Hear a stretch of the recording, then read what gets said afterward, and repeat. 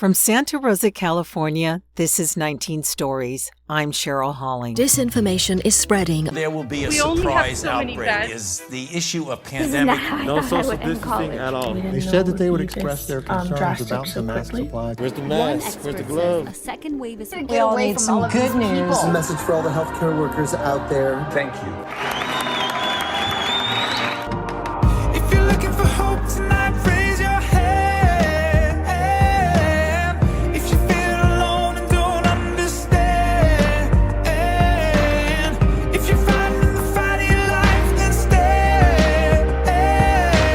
My guest joining me today hails from and lives in Detroit, Michigan, affectionately known as the Motor City, and is a female African-American voiceover described as bold, powerful, thoughtful, and always Black girl magical. When she's not behind the mic, voicing for the hundreds of broadcast and non-broadcast projects she's worked on, she is working her magic in her other business as a corporate trainer and speaker with such renowned companies like Harley-Davidson and the Ford Motor Company. Having once taught first grade, Yolanda is an advocate of lifelong learning and has an inherent passion for helping people live their lives without regrets, and as such authored a book, Relentless Execution. Her book gives you a foundation to help you understand how you can set up internal systems that will allow you to finish more of what you start. She's also a proud wife and mother of two and has taken time out of her busy schedule to talk with me today. Yolanda Spearman, a very warm welcome to 19 Stories. Thank you so much. I am absolutely delighted to be here and to have been asked to join you. I love doing things like this. Thank you so much for having me here. Oh, you are very welcome, and a very happy new year to you. Thank you so much for being here with me. And how are you doing? As I understand, you just got hit with a fairly sizable snowstorm. Yes, we did. And I was rushing back into the house because I ran to my parents' house just to make sure they had some food. And I wanted to take them some, just some basics. And I get there and my mother is getting ready to leave the house. I'm like, what are you doing? She's like, hi, I'm just getting my boots on. And I'm just like, what are you doing? But, I guess when you have lived in this for as long as we have, you get used to it. And my parents, I guess, are used to it. So I'm going to shut up and let them have at it. But we're making it. It's so interesting that you say that because, I'm here in Northern California and we're definitely having a cold winter. Now, compared to what you're dealing with, it's certainly nothing like that. We're not dealing with snow, but I go on my morning walk more times than not, rain or shine. I have about 4 layers on because it's been in the low to mid 30s in the morning, maybe low 40s. But I'm thinking when you add snow to that, that's a whole other level, right? You got to think about your walk, your car, if you have to warm up your engine with, I guess you have electrical blocks that help you do that. So look, we don't do all those things. No. Oh, you don't? No, okay. No, we don't. But in some places they do because they have to or else their cars. So yeah, but you're right though. We do all of our extra stuff. Yeah. You're right. You are right. Anyway, you're here with me and I haven't asked this question in a while as it seemed redundant, especially given the Omicron variant we're currently dealing with. But can you share a bit about how Detroit is handling the recent surge, as I understand that it differs from what the CDC is mandating? So there's a lot of variations. I mean, actually, a lot of places that you go, you will see that they are adhering to the governor who has asked us to wear masks and to actually stay. They want you to stay home and stay away and stay sheltered for a little while longer. What is that word that I'm looking for when they want you to stay quarantine? Separate? Yes, thank you. Yeah. The word ding, is ding, quarantine. Ding, ding, ding. Did I win something? I'm like, what is the word? They want us to quarantine longer. But of course, everyone has been kind of, the state, they sued the governor. So because since they did sue the governor, she doesn't have as much power as she did in the past. So people are kind of every man for himself. So it's really very, very different in many, many communities. And a lot of people in the city of Detroit specifically are not opting to get vaccinated.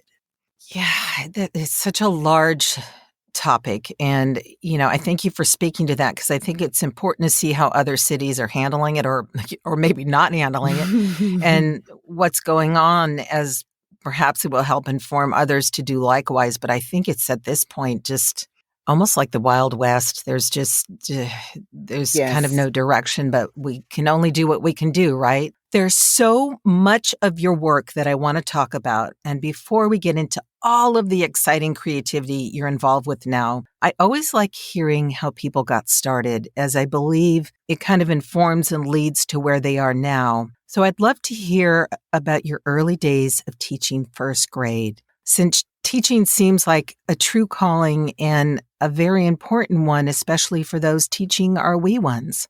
You know, I actually got into teaching by accident because my parents, so I come from a family of educators. So everybody in my family, my sister is a math teacher. My other sister was a math teacher and now she's a counselor. But my mother was a reading teacher. My aunt's uncle, I have a cousin who is a superintendent. So everyone in my family, all of the people who were, of course, the women in my family as leaders were all in education. Well, I graduated with my degree in business, but I went to Oral Roberts University. And that's not really a but. It wasn't a bad thing. It was a great experience.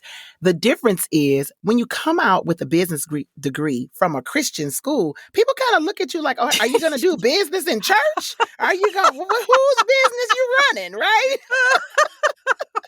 So with that, and with me, I had a challenge finding the type of work I wanted to do back then, which I wanted to work in marketing. And it was so difficult because I wanted to be in a Fortune 500 company. And I had other companies that said, yeah, come over. But that wasn't what I wanted. So my mother was like, Yolanda, DPS, the Detroit Public School System, is always looking for teachers. And you have enough credits. You can, if you go back to school and take a class, you'll have enough to teach. So I was like, I might as well. So I did. And when they had an opening, the opening was for a first grade class. Lucky me, right? So I had all these little itty bitty people. And it was so much fun, though. I worked in an underserved community. So it was very heart-wrenching. I had times where I taught parents to read along with their children in class. I would let them come in so they could learn to read as well. I had times where I went to, I remember one lady, she was pregnant. She was a very young lady and she was having a baby and she had an STD and they didn't catch it. So this because they didn't catch it until later, the baby was going to be born blind. And she just asked me, would I just come over and just sit with her and have a meal? And I was like, come over and sit with you and have a meal. And she was like, because, I don't have a lot of positive people in my life. So I was able to go over. I was able to sit down. I had a meal with her. And I did I would even have face towels in my room and be like, okay, we're going to wash your face. Your beautiful face is not supposed to have brown smudges. Let's wash it off. So it was such I was in such an underserved community and it was a very diverse community. They were not all one culture. It was extremely diverse. I had a large Romanian population. I had people from Vietnam, people who were white, people who were black. It was a very big melting pot, but they were just people who were living life and they were doing the best that they could to make it. So having that exposure and being able to give back, I would say, was a great experience to help me to understand more of what I wanted to be able to do and how I wanted to be able to contribute to life. And that's really how I got into teaching. And I left because I really had this dream. And I'm one of those kind of people who really want to fulfill their dreams. And if you have a dream, I feel like you should fulfill that dream. And my dream was to be this lady carrying this briefcase and wearing her high heel shoes and her suit and being able to speak in those meetings and getting things done. And that was my dream. So I opted to stop teaching and go back to graduate school where I got my MBA. But that's how I got started. How interesting that you said you went to a Christian university and then you ended up really kind of being the hands and feet of Christ, if you will. It sounded like you were, as I think of the hands and feet of Christ, of being a service to an underserved community. And certainly some of the stories that you shared of what people were dealing with, that is a calling because not everybody can answer that and kind of sit with people walking through some of what they were walking through. So can you share how you went from teaching first grade then to corporate training and being a financial consultant with the Ford Motor Company and then on to Harley-Davidson? And then my follow-up question is, which group did you consider easier to train, first graders or corporate executives? That is such a funny question because someone else asked me the same thing before, but To answer your question, so your your question was how did all this evolve into what it is today, right? So my father he worked for the Disabled American Veterans, and I always went to work with him. He actually we carpooled every day. And I would ride in the car with him. And when it was time to go home from school, I would walk from my school because my school was in downtown Detroit. I went to Cass Tech. This is when I was in high school. And I would walk to his office. I loved the feeling. I liked the feeling of importance. And I will say that really it was a feeling of power is probably how I would define it. And I felt like when I walked into my father's office, he was a powerful person and he was doing things that changed people's lives and that could really make a huge difference. So I felt that I wanted to be able to do something like that. And for whatever reason, I felt like working in a classroom was great, but I felt like I wanted to actually be able to touch people in a different way. And I felt like maybe if I could get into the businesses, maybe I can do something different and I can actually I don't know if I had a clear picture of what I wanted to do, but I did want to be able to feel, and I will say feel, because really at that point, I was looking for that feeling of power and of being in control of a destiny. And I think sometimes when you serve an underserved community, you feel a little powerless because you really can't change their situation. You just you are an observer, you are a contributor to try to offer a helping hand when you can, but you really can't change anything. And I wanted to be in a place where I could offer some real strategic change in some business. That was what I wanted to do. And so now you ask that question, is it harder training little wee ones or adults? It is so much harder training adults.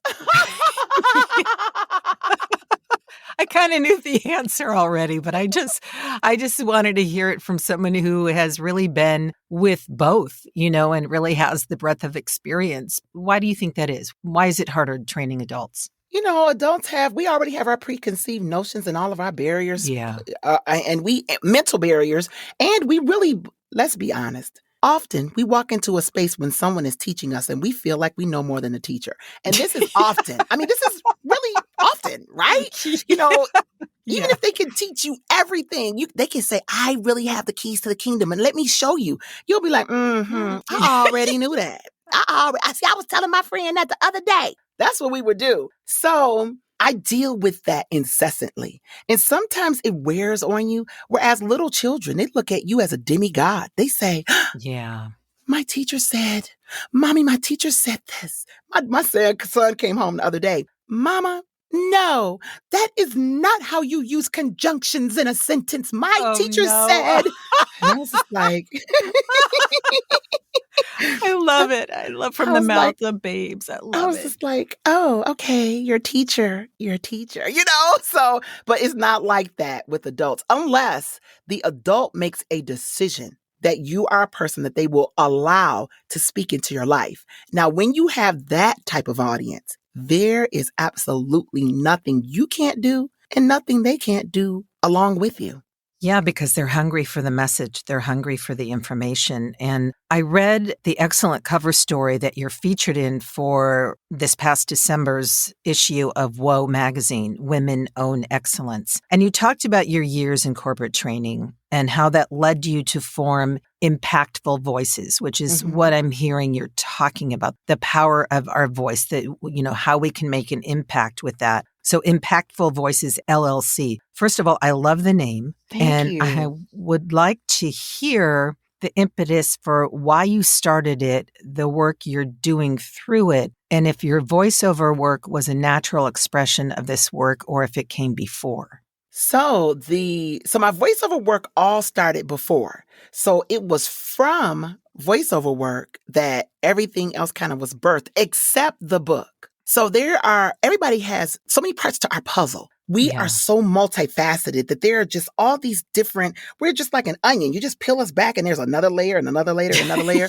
And I had all those layers. And with those layers, for me, art is a really big part of it, but also speaking is a really big part of it. So here's art, here's speaking, here's corporate America, and here I'm laying out all these puzzle pieces. If you can see me, you can see me putting these little pieces on my table. So I have this, and this. And there has to be a thread, right? So I'm a praying kind of woman. So I was like, God, I need where's the thread? What is the thread? And you have people that speak into your life and that you have as mentors and friends. And I remember I was talking to one of my friends out in the California area, and I said, Marlena, I am looking for this string. Help me see this string. And she was like, Yolanda, the string is your voice. And I was like, I don't know if I like that. Okay. I mean, hey, we're being truthful, right? Because you want it to be like, oh, you don't want it to be like, oh, Yeah. I was like, that wasn't what I wanted. I wanted something all special. But when she said it, it caused me to reflect and to actually sit back and take a moment, because I get people who call me all the time who say, Yolanda, can you help us? I had a friend call who was an executive, and he was like, Yolanda, can you help me kind of put together a story? Because I have to do a keynote speech for a university. I have to go speak. Can you help me? And I was like, of course. And I get people who reach out to me all the time, and they're asking me, how can their story create an impact on someone else's life who doesn't look like them or who has a different life experience than they do? Yolanda, how can we put all that together? By doing that, it all kind of goes back to that thread, right? That one that I didn't want to say was, when it really was, because sometimes we overlook the thing that's right in front of our face. Yes, absolutely. And that's what I did. And that's how I ended up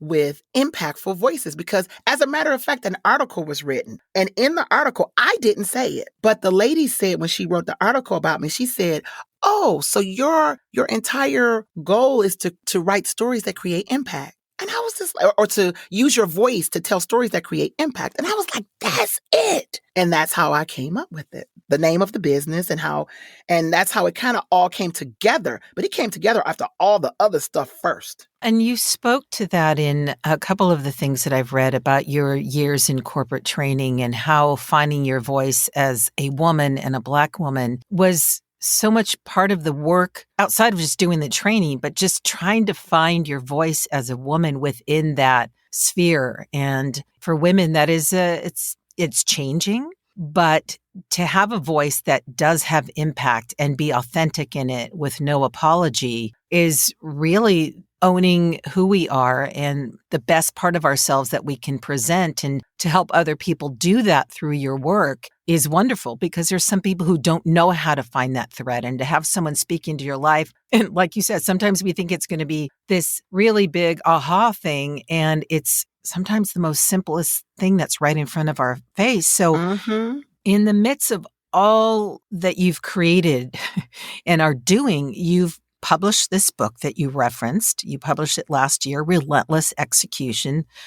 Again, another fantastic title that says so much in and of itself. And I'd like to share a quote describing your book, because I think it's so relevant to any dream that one is reaching for. And that's: Relentless Execution uses testimonials to peel back the emotional layers that may be holding you back from achieving optimal results. And in your research for your book, I'm curious if you found that emotional blocks were one of the major things between a person's dream and achieving them. You know what I really discovered? Emotional blocks in the sense of maybe not emotional blocks. Maybe it's a little bit different, because what it was is that people see a dream and they kind of see a dream like they see a star in the sky. And it's this beautiful thing, and they are in awe of it, and they love looking at it, and they like just gazing at it. And it's this thing that's big, but it's not always this thing that is tangible. That's why I chose a star, because it's something that they kind of are just mesmerized with, that this is something that they are thinking about. But they don't move from that point. So, and this is the word grit, and I would just unabashedly recommend the book by Angela Duckworth called Grit. That book is an excellent, excellent, excellent book. And the reason it's so good is because that's my word for the year for 2022. But that's the difference between a person who just dreams and a person who achieves a dream over time. Because really what happens is the enthusiasm, and this is a quote in her book, it says that enthusiasm is common, endurance is rare. Mm. And that is really why a lot of people, including myself, the reason this book had to come out last year is because I had a milestone birthday. When I had that milestone birthday, I'm not telling how old it was, but it's a milestone.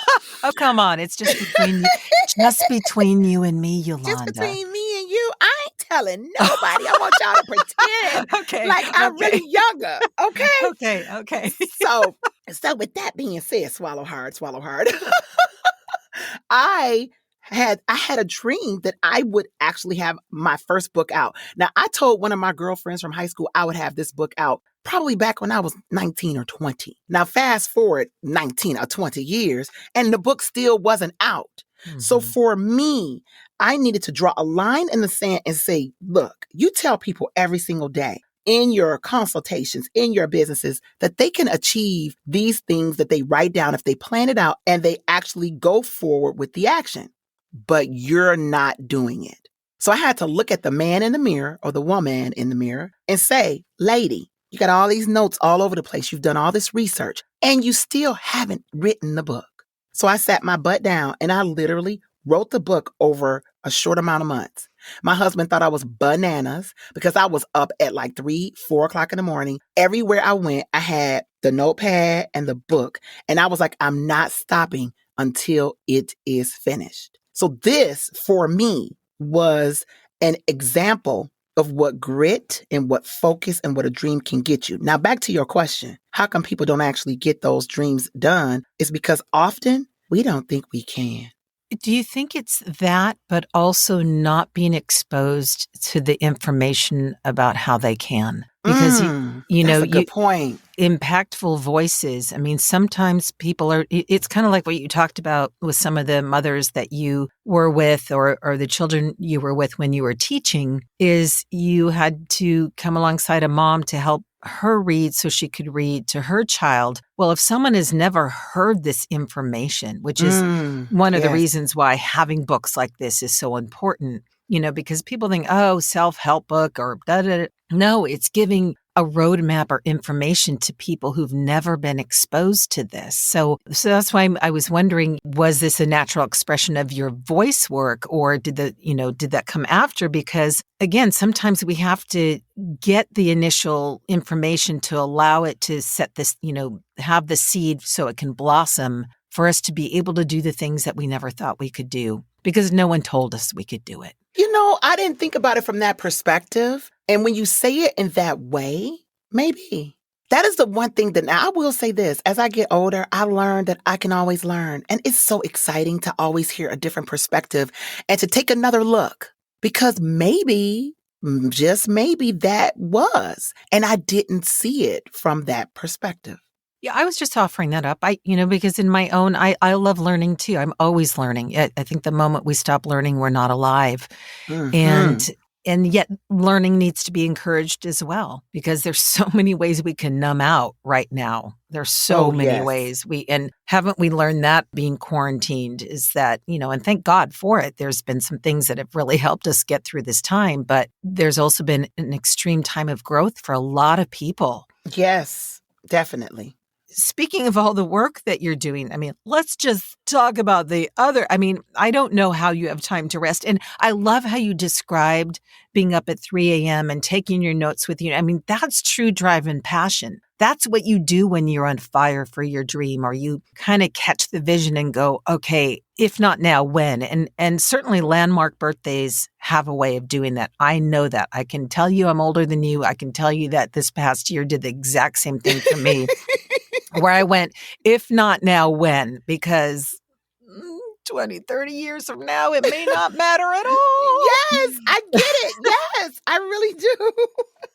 So we've just scratched the surface with we haven't really talked about your voiceover work, and I'd love to, before I go on to my next question, actually, let's talk about your voiceover work. You have this beautiful website. That's how it's interesting. I came across your website and doing research on websites because I'm about to rebrand and change some things. And I looked at Beyondy, I looked at voice actor websites, and then I came across your beautiful website and listened to your demos. And I loved, just you talking about being strong and bold and being magical. And, you have hundreds of things that you've done as far as non-broadcast and broadcast. So how did that unfold for you? Well, so I got into voiceover from a woman many, many moons ago. She introduced me to it, and I was a hobbyist. So you know how voiceover people, we get introduced, we get a demo, we get out there, and we really don't do much. I was that person at first because remember my dream, my briefcase, my suit, I wanted that. That was a continuing dream. I had that dream as a young child, and that dream never went away. So I never really thought that voiceover talents could make a lot unless they were in animation. So, I was uneducated when it came to the voiceover world. And so I took a class here and a class there because I'm a naturally curious person, but it didn't really take off for me. And I will tell you, I give kudos to my husband because if it weren't for him, I would not be here today. And the reason he found my old CD that I did way back when, and he was like, oh, what happened to this part of you? Well, if I can interject, when you say CD, you're probably talking about putting out your first demo on CD. Oh, yes. People don't do that anymore. I remember that. So that's why I just wanted to say, not recording artists in that sense, but as in demo. Okay. Yes. So back in the day when we had to create... Back in the day when we had to... Yes!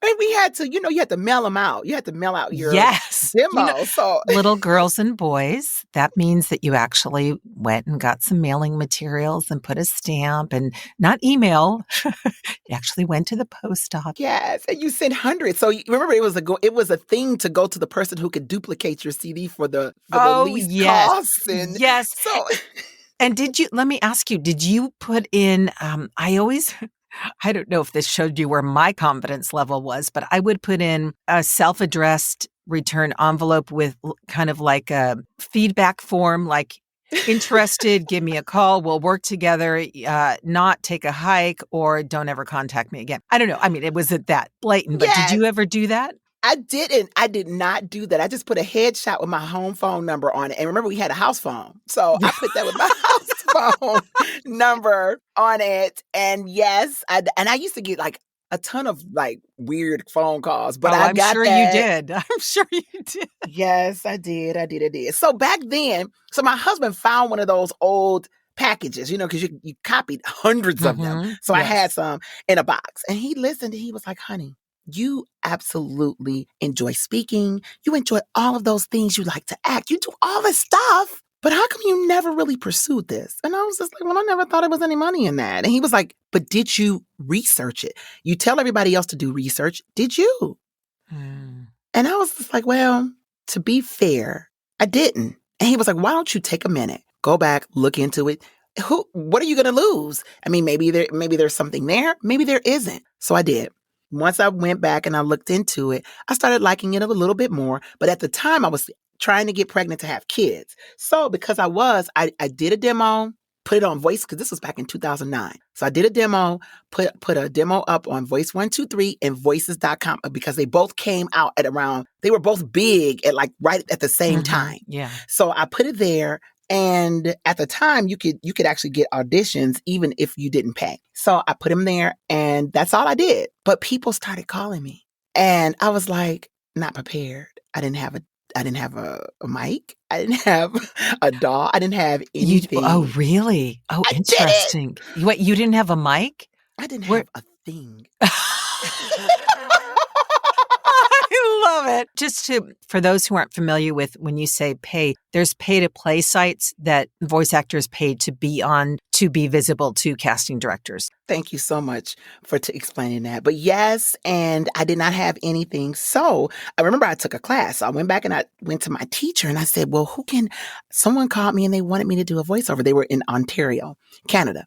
And I said, well, I want to say yes, but I don't have anywhere to record. And so she said, hey, We have a guy that we work with and call him up. He records in his basement at his house, but it'll be fine. Go there. And I did. And my big old pregnant self, I was down there. I went in there and I recorded this little thing and it went great. But then I got another one and he lived far. And I was just like, oh, shoot, I got another one. So I was taking piano lessons. And so I went to my piano teacher and said, I don't get these very often, but I got one. And you have a microphone in there. Can you do it? And he was like, yeah. So we produced another spot in there. So it was just kind of crazy. I would find those were the two people I used all the time for anything I needed because I did not have anything in my house. And I didn't get that many. I got, I don't know, maybe 6 or 7, less than 10. And that's how I did it at first. And then times have changed. I just love that. It just shows that when there's a will, there's a way, but the innocence of, I got the gig, but I don't have a mic. Out of all the work that we've talked about thus far, Yolanda, if you had to pick one of your greatest achievements, professionally or otherwise, what would it be? Oh, I'm going to say my book. And I'm going to say my book because it houses all of my artistic ability. Everything is in there. You hear my voice. You get to see my artistic side. You get to hear my motivational side. And it's kind of it's not a biography of me, but it's kind of the whole puzzle. It's kind of all in this one book. The story of the miracle of my children, all of that is in that book. And speaking of your voice, I know it's available on Kindle and paperback, but are you going to be releasing an audio version of it as well? I am going to release an audio version. When we're voice talents, how persnickety we are. And I recorded it and I hated my recording. So I was just like, I'm doing it over. So hence the delay because I have recorded it twice.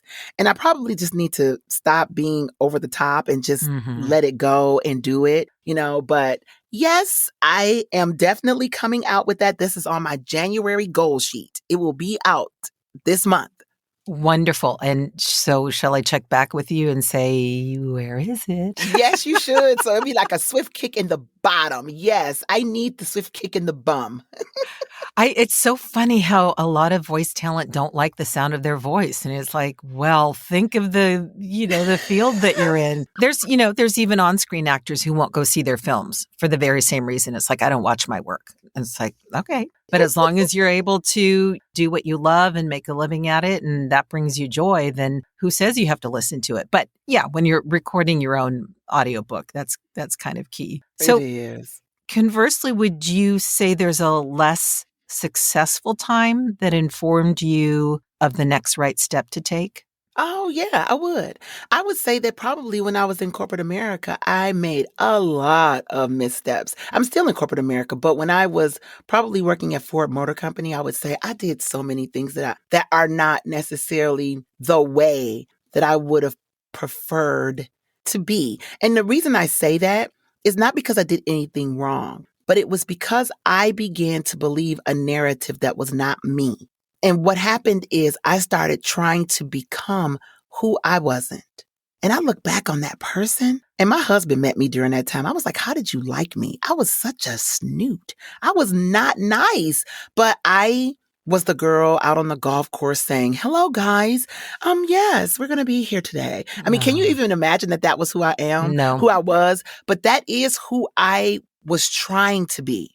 And as I have grown older and I have kept living and things have happened and have occurred in life and I have seen things happen, I learned that there's nobody better than you being who you were created to be. And that freedom, that freedom has just helped me to become so much, I would say, better. Is how I would describe it. Better and improving, constantly becoming, as Miss Michelle Obama says. Well, you said it perfectly, feeding into a narrative that wasn't yours. And how many times do we do that in our personal relationships, our business relationships, because we think that's who we have to be, when in fact, really what people are seeking is what you touched on, our true authentic selves, because if they wanted another cookie cutter of what they already have, they wouldn't be looking for something else. So isn't it wonderful to have that perspective and to get that wisdom and certainly leading to your book? And speaking of which, I again, reading about you, I'm thinking, how and when does this woman sleep? Because I understand that, we're just scratching the surface here, because I also read that you're launching a suite of training courses for people starting out in voiceover. Mm-hmm. Your first class will be coming out in the early part of this year. Mm-hmm. You have a new set of books coming out next year as companions to Relentless Execution, available on Amazon, by the way, and that you will be producing your own podcast this year called Wake Up to Your Journey with Yolanda and Rodney. Because you're on a podcast talking with me, tell me about your podcast, how that came about. So for me, it's, you know how you want to deliver a message and you want to get it out there, but it's a specific message that you want to deliver in a specific way. So my big overarching goal, if someone was to say to Yolanda, what is the overarching theme of your life? I would say I'm an exhorter. I'm a person who actually loves to encourage people and to see them succeed in ways that they never dreamed possible. I like to see them actually touch those stars that they put up in that sky and they felt that they could never achieve, right? So although I like that, I still at the same time understand that sometimes it's great to stir up those coals and to get us inspired. Mm-hmm. But it's hard to keep us that way. We get there and we're like, yeah. We feel that when we go to church, when you go hear a person like a motivational speaker and you're in that room, you're like, oh my goodness, I can run a marathon. Anything. Yes. And you walk out and you're like, I want a cheeseburger with fries. It's over. It's over. So, that is really where all of that. So I said, Yolanda, how can you get all of this in a spot where people can access it? Because just like you have, I absolutely was attracted to you. And the reason I reached out to you to connect on LinkedIn is because of the title of your podcast. Because it said 19 stories. And the fact that you talked about people who were overcoming fear and they were moving from fear to hope and from fear to faith. And they were going to those. And I was just like, the name just makes my soul feel good. I want to know her. So I reached out because of that, because that is the embodiment of what I feel I stand for. And that is who I want people to get inspired, but I want you to stay that way. So that's where and that's how the podcast. So really the podcast is more of a pre-recorded. So we've done our sessions and we recorded them together and it'll all be bundled up and put out. But that's how I find the time to do it. So we got together because Rodney lives far away, but I wanted him to do it with me in person. So he actually came to Detroit. He lives in the Baltimore area. So he came down here and he came here and we recorded several sessions and then we've done, of course, a few away. So what I've done is I've kind of pre-recorded them and I'm packaging them together. Okay. And then I'll do another that's a very set. smart way to do it too. It's very smart. And I appreciate you sharing how you reached out to me or why you reached out to me, because as you know, with any work that we do, when people take the time to acknowledge it or let us know that it means something to them, it means the world to us. It really does, because sometimes you're putting out content and it's crickets. And when you get someone who reaches out to you, and it was very synchronicitous, because I was looking at your website going, this is a beautiful woman. I love her website. Her demos are great. I like the adjectives she's using to describe herself. And then I got the LinkedIn from you and I was like, that's just so cool. I think that's like, a God wink. I really do. Yes, definitely. What makes you hopeful? What makes me hopeful? That is such a great question. I could say so many words. I wanted to say so many things. So if I was just to start just stream of thought speaking, the first thing that came to my mind was my kids. Mm-hmm. Then the second thing that came to mind was nature, because I really believe that there's a creative energy in nature where you just plug in and it just naturally infuses you with hope. It's just like you get in it and all of a sudden, you get kind of zapped. And it's like, woo, I'm hopeful again. I can completely relate because that's why I walk every morning. There's nothing like just getting in creation and nature and letting that revive you. So thank you for saying that. Yes. I mean, for me, I have a joie de vivre, a real joy of living. Life for me is beautiful, even when it's not. So I believe that there are lessons in everything. And so I remember my husband said, so are you the original Pollyanna? And I was like, some people don't even know who Pollyanna is, but Yeah. And I do have rose-colored glasses, but I love life because it's so full of possibilities. And when you look at, like, I have the awesome opportunity of working with owners of businesses that a lot of people will walk into a Harley-Davidson dealership and say, whoa, these people have really arrived. But I get a chance to talk to them before they get there. And I get a chance to see their growth. And I get a chance to understand the trajectory of what they could be. And I have worked with some of the largest Harley-Davidson dealerships in the country. And I saw them when they weren't. Mm. And I saw them dream. I mean, some of them I've said, okay, you're the owner. Can you get out of the business and let the people who are in here work on it while you work on the vision? And that's how my world is. So because that's how my world is, those things there were so many things I said, but those things all bring me hope. Well, and you also answered the follow-up question of what brings you joy. I mean, obviously you love working with people. You love helping people actualize the dreams that they have and to see them go from where they were when you started working with them to where they blossom and grow into. And that's a beautiful thing. And quite frankly, we need more rose-colored glasses. There's, I think, nothing to apologize in that. And by the way, props to your husband, Mark. My husband's name is Mark as well. He's my biggest encourager. So yeah, kudos and props to both Marks. Shout out to Mark. If there was a soundtrack to your life, what would be on it and why? If there was a soundtrack to my life, the first song that came to my mind was "We Are the Champions," my friend. Love it. Really? That was the very first song that popped into my head. I know that sounds crazy. No, but it's so fitting. No, it's so fitting. It's perfect. I don't know why that one came to my mind, but there are a lot of them that I would, add in. There's a song called "Optimistic." I would put that in there. There's just a lot, but the first one that came to my mind was that. Yolanda, how can people get in touch with you?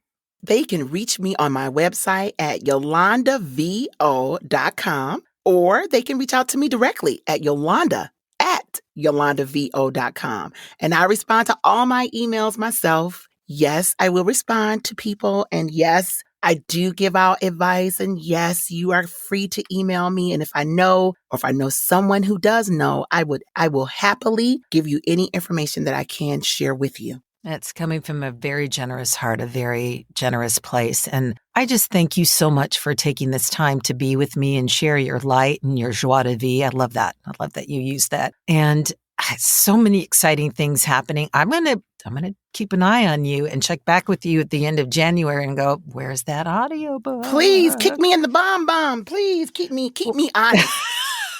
Here's the pre-kick. I'm giving you the pre-kick. Definitely. I want to ask you a question. Yes, absolutely. I want to ask you why you started this podcast. I sat, speaking of dreams, speaking of having a vision for something and letting fear get in the way, I sat on another idea for really about 4 or 5 years, to have a podcast called Thrive After 55, because I was approaching my 55th birthday. My father had a cable show called Alive After 65. And given that I, at the time, was living in LA, and I've said this before to a couple of people, that if you've lived in LA or visited LA, it's a very youth-driven culture.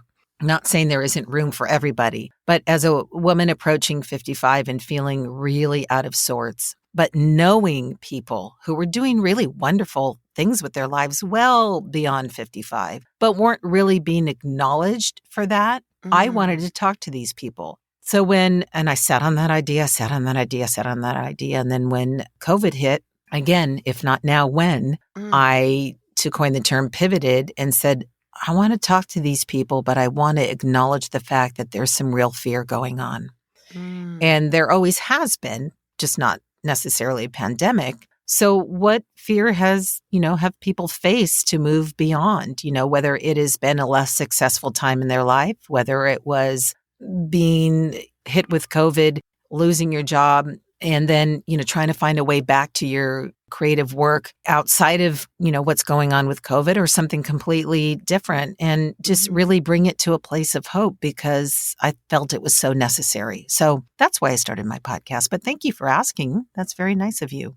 Well, I just like to understand what was the impetus that actually caused you to feel that motivation to actually push that button. I think that that's often an interesting discussion to figure out what caused people to finally say, this is the time. Yes. The time is now, and I'm going to do it. So I'm always curious to hear those stories. Well, thank you. And that's why I asked you that, because those are the motivating points in our life, that the pivot points, whatever you want to call it. And it took a pandemic, unfortunately, for me to kind of go, and really, I think it was, and you've expressed that you're a woman of faith. I think in some ways it was a God wink, because I was talking to my husband about what was going on. How are we going to, because the corporate job I was working at the time, I lost because the whole business shut down. They went all remotely. I was pursuing voiceover, but I wasn't full time at the time 2 years ago. And I said, people need hope right now. We need hope. And it just literally came to me. 19 stories. And it's really funny. A little while ago, someone said, so is your podcast only 19 episodes? Is that why you're only 19 stories? And I was like, no, but I explained a little more abbreviated version of what I just shared with you. But again, really the main impetus was to hear of good things that people are doing, good work, like the work that you're doing, Yolanda, and how it spurs people on to hold on to the hope through really difficult times, whether it's a pandemic or otherwise. And maybe that's the more succinct elevator pitch that I need to work on. Well, no matter what, the story was great. I liked hearing it. And that's the other piece. People enjoy, when you hear the story, you get into the picture. And I like being in the picture, and I like being in the moment and seeing what you saw and feeling what you felt, because then I can say, yeah, I understand. I've been there. And I think that is the piece, which is why when everybody says, hey, Yolanda, what do you mean get inspired, stay inspired? I like to hear the story that got you inspired, because the end of this one, you stayed inspired. And to me, that's the key. What was the staying power? What was the glue? And the glue was, I don't know what that one word would be for you. What do you think it would be? Would it be the risk of death? Oh, you mean, we're going to end this podcast on a really positive note. Thank you for joining us. No, like, no, don't make me laugh.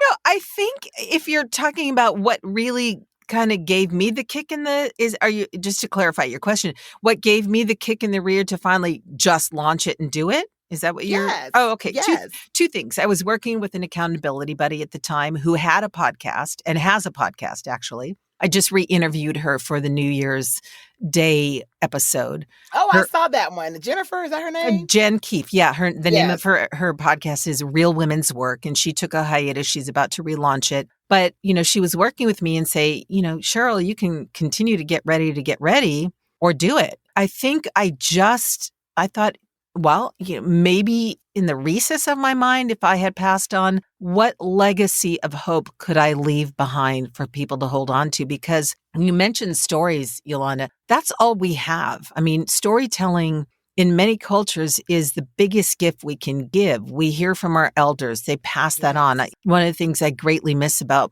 my parents being alive is when we sat down around the dinner table, and especially with the extended family who are all gone as well, it's the stories. And sometimes, I've heard this a million times, but you know what? That's the richness and the legacy. So I thought I wanted to make an audio journal of a time that our generation has never experienced. The last time something like this happened was the Spanish flu of, 1918. So how are we moving through this? How are all these beautiful, creative souls moving through this time and offering up their own stories of how they've moved from fear to hope. And so that was the other part of that as well, is wanting to keep the legacy of storytelling going. That is awesome. So thank you for the mini interview at the end. I love it. I love that. Thank you for asking me, because actually this is the first conversation you and I have ever had. So yes, we're getting to know you, getting to know all about you. And then on that note, anything else you want to say or share or tell about yourself before we say goodbye? No, I don't have. Well, maybe I always have something else to share and to tell. I'm a talker. Hey, we're voice people. You get paid to talk. Yes. Isn't that amazing? It is so freaking amazing. I have to say this. I absolutely love voiceover, but there's a piece of it that I love more than anything, and that's the people. For the most part, I have not met any people who are just mad at the world. They are all gregarious. They may not even be outgoing, but they are kind. They're gentle voices. They're people from all walks of life. And it's so funny. I always comment on Billy Joe's. She always posts something wonderful every day. And I get on, I'm like, oh, I wonder what Billy Joe posted. I don't know her. I've never met her. I've never had a conversation with her in real life ever. But I look for her post every day. And I'm like, oh, let me see. She's going to be in. Let me go check in with Billy Joe. And I'm going to write that down because I'm not familiar with who that is either. But it really is one of the most generous branches, if you will, of entertainment and creativity. Truly, some of the most generous, kind-hearted people I've ever met as well. None of the cattiness. I mean, granted, we're all human beings. You're going to run into once in a blue moon someone that you just don't vibe with. But that's rare. I agree. I agree. And I 100% agree. You being one of them, thank you so much for reaching out to me. It was just very synchronicitous in that I was, looking at you, you were looking at me. We're like, I don't know, people will talk, Yolanda. That's why I'm chuckling. I'm like, this is too funny, but I'm not going to say anything else because I know we're at the end. I'm going to be quiet. That's okay. I just really thank you. Thank you so much for sharing your light, your joie de vivre, who you are with me in telling a bit of your story. I would imagine that we're going to revisit a conversation in the future. I am going to look out for your audiobook. Ooh, I shouldn't have told you. No. Now, everybody's hearing Relentless Execution. Look for it on audiobook in the first quarter of 2022. That so feels you're off the hook better. a little bit. Thank you, my dear. Have a wonderful week ahead of you and a really beautiful 2022. We're going to stay in touch now that we've talked, and we'll just keep tabs on what's happening in our lives. Definitely. Thank you so very much. It was my absolute pleasure to be here with you today. Take care. You as well, Yolanda. I'd also like to thank the following news outlets for the use of their clips in so aptly painting the picture of the fear that we're facing during this pandemic. BBC, PBS, Now This, UNESCO, and Some Good News. I especially want to thank Joel and Luke Smallbone, otherwise known as the group for King and Country, for allowing me to use an excerpt of their song Together, which could not be a more hopeful and inspiring song for such a time as this. Finally, I'll leave you with the following from Proverbs 23:18. Surely there is a future, and your hope will not be cut off. Thank you again for joining me today. Feel free to offer feedback or a story idea at 19stories@soundsatchelstudios.com, via Instagram at CherylHollingVO. I look forward to sharing more stories on the next episode of 19 Stories from Fear to Hope. Until then, stay healthy and hopeful. Together with our differences, together we are bolder, braver, stronger.